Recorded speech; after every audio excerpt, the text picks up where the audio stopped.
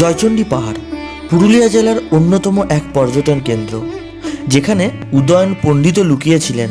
হ্যাঁ, সত্যজিৎ রায়ের হীরক রাজার দেশে সিনেমার শুটিং হয়েছিল এখানে। বছরের প্রথম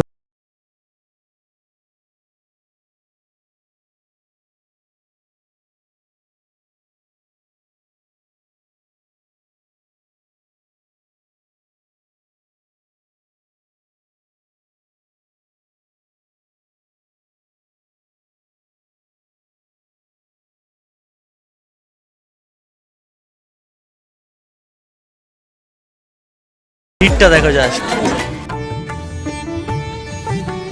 পাহাড়ের ওপরে অবস্থিত জয়চণ্ডী মাতার মন্দির, আর এখান থেকে অপরূপ ভিউ আপনার দারুণ লাগবে।